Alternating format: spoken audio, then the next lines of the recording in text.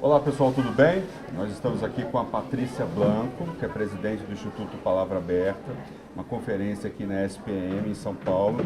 Patrícia, a discussão aqui hoje é educação midiática, né? Quais são os desafios da educação midiática junto com a alfabetização regular? Bom, hoje, primeiro, obrigada, né, estar aqui com você. O evento de hoje é sobre essa discussão, sobre como trazer educação midiática para o ensino, né, formal de aprendizagem, porque o que acontece é que hoje o conceito de alfabetização ele mudou. Junto com aprender a ler e escrever, você precisa também saber interpretar todos os conteúdos que chegam até nós nessa avalanche informacional. Então, a educação midiática ela tem que estar nos currículos escolares desde os primeiros anos, para junto com o aprendizado da leitura, né, você saber também de onde vem aquela informação, interrogar aquela informação, saber questionar, saber o propósito dela, saber identificar conteúdos. Então, cada vez mais, a união entre a alfabetização e educação midiática, ela é necessária desde os primeiros anos. Explica melhor para a gente como é que a gente trabalha essa discussão hoje, né? E de que formas pedagógicas a gente pode trabalhar isso, não só nas séries iniciais, mas também no ensino médio, por exemplo. Bom, começando dos anos iniciais. A gente tem, né, dentro do currículo da Base Nacional Comum Curricular, que o Brasil tem, diversos espaços, além da língua portuguesa, para você tratar questões de cultura digital, por exemplo. Então, você pode, numa aula onde você discute questões de geografia, de matemática, de ciências, ou até no ensino fundamental, leitura de imagem, você trazer a camada de educação midiática. Mas a BNCC, que é a base, ela foi além. Quando ela foi aprovada, ela trouxe dentro do campo jornal. A BNCC é a Base Nacional Comum Curricular. E ela trouxe dentro do campo da língua portuguesa a área de campo jornalístico-midiático, que é a discussão sobre os gêneros textuais. Saber interpretar um fato, saber interpretar o que é um artigo de opinião, saber diferenciar uma reportagem de um post publicitário. Nesse contexto, é possível você trazer planos de aula, materiais pedagógicos que suportem o professor de língua portuguesa para que ele traga a camada de educação midiática. Isso em todos os anos. E no ensino médio, isso se torna ainda mais relevante, porque a gente sabe que o ensino médio, os adolescentes já estão totalmente imersos nesse mundo digital. Hoje, a forma como se consome informação é sempre num dispositivo móvel, de uma forma de leitura muito mais na vertical do que na horizontal. Então, a forma de ler é diferente. E é nesse sentido que a educação midiática traz instrumentos para capacitar esse jovem a interpretar os conteúdos. Patrícia, uma coisa é você estar imerso nesse universo, familiarizado com ele, e outra coisa é você exercer um poder de crítica em cima desse universo. São coisas distintas e que, acredito eu, que vocês estão discutindo hoje aqui para trabalhar isso, não só no jovem, mas no adulto. A sociedade inteira, né, está imersa no ambiente digital, no ambiente informacional conectado. Se a gente considerar de 10, 15 anos para cá, nem é tanto tempo, a gente saiu de um modelo que era unidirecional. Existia poucos produtores de conteúdo que disseminavam conteúdo para o mundo. E você não tinha uma inter-relação. Com o advento da tecnologia, o que começou a acontecer? Todos nós passamos a ser produtores de conteúdo. A gente tem um dispositivo móvel, a gente filma, a gente grava, a gente posta, a gente curte, a gente compartilha. Então, a gente está produzindo conteúdo. E nesse contexto, a sociedade como um todo precisa entender, não só que esses instrumentos te deram um poder enorme, né, de acessar, mas também te trazem uma responsabilidade ainda maior na hora de interagir com conteúdos. Esse é o que acontece com o fenômeno da desinformação, por exemplo.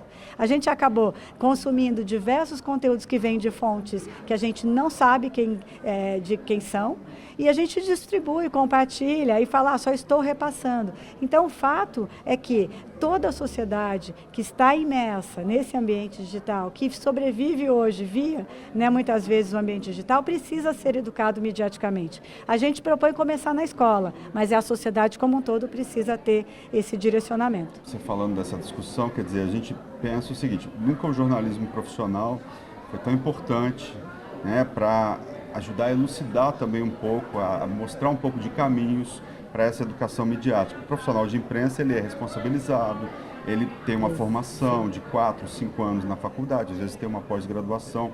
Então, assim, é se basear mesmo no caminho, por exemplo, do jornalismo profissional? Eu acho que não é se basear no caminho, mas é formar uma audiência crítica que valorize o jornalismo. Porque o jornalista, ele tem método, ele tem processo, ele é responsabilizado, ele se coloca na frente quando ele assina uma matéria. Então, ele não tem compromisso com o erro. Ele pode errar, claro, todos nós profissionais podemos errar, mas o jornalista não tem compromisso com o erro. E, nesse sentido, a valorização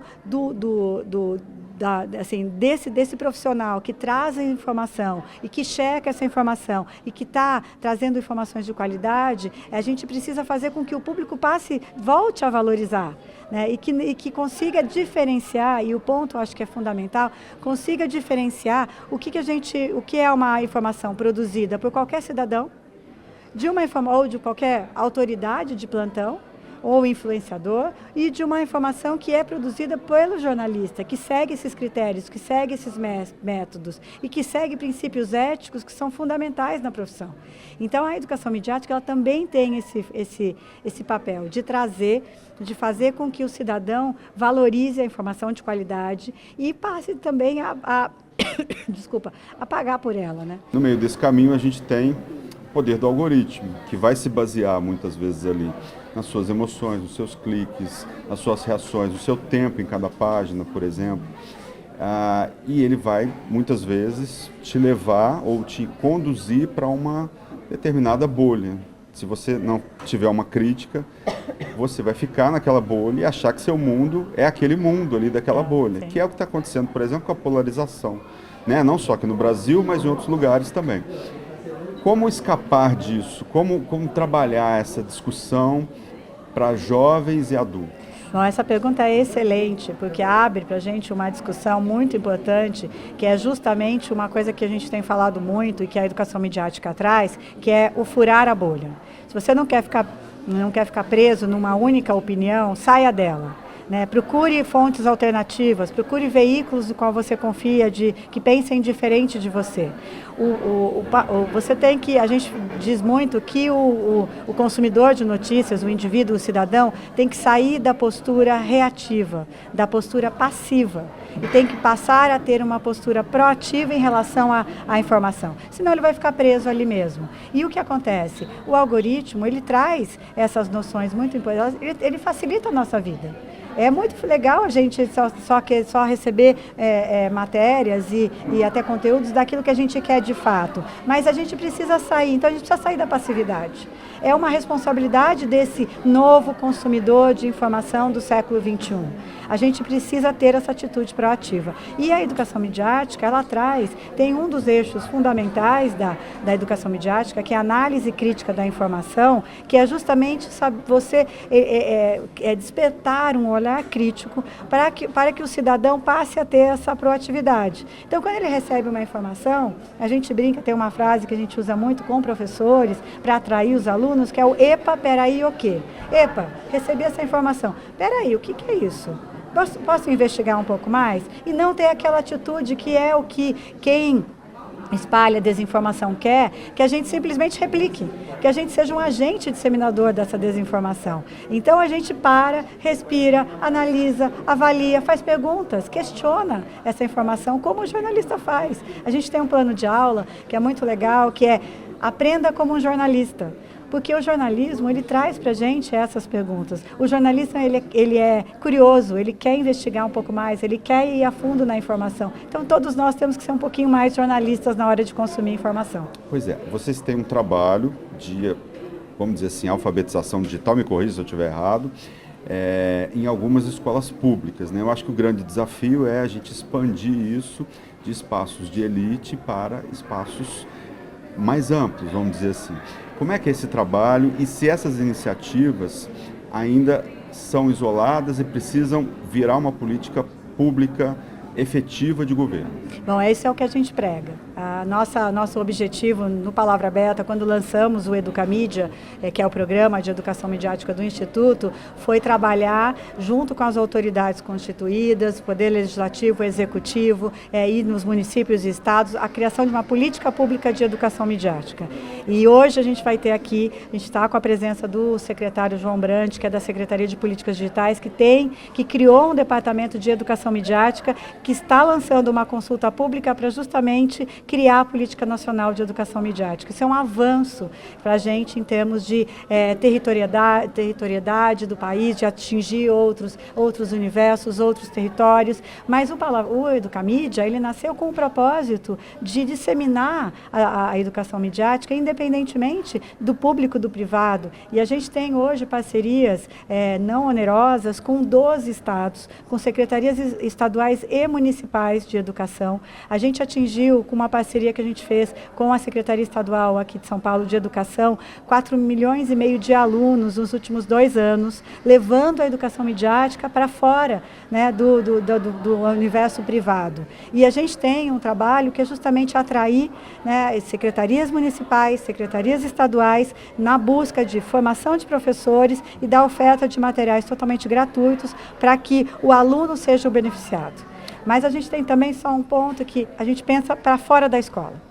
A gente tem o Educamídia, que é para a educação formal, mas a gente tem o Educamídia 60+, que é voltado para o público acima de 60 anos, né, que é vulnerável, que é afetado pela desinformação, que é afetado por golpes virtuais. Então, a gente tem um trabalho também de pensar na sociedade como um todo. E é engraçado que, assim, quando a gente lançou o 60+, a gente não imaginou que a gente tinha que pensar na sociedade como um todo. Eu brinco hoje lá no Palavra Aberta que a gente deveria renomear o 60+, para Educamídia Mais, porque todos nós, qualquer cidadão de qualquer faixa etária, precisa ser educado midiaticamente. Patrícia, eu sou um professor lá no norte do Brasil, eu sou um estudante no Nordeste. Como é que eu acesso o conteúdo de vocês? Como é que eu peço a ajuda de vocês na minha escola, na minha comunidade? Como é que é esse processo assim, de assessoria? E como que eu me informo através da internet? Como que eu desenvolvo essa postura crítica, não só com o instrumento de vocês, mas com outros instrumentos disponíveis online? Bom, hoje existem inúmeros instrumentos online.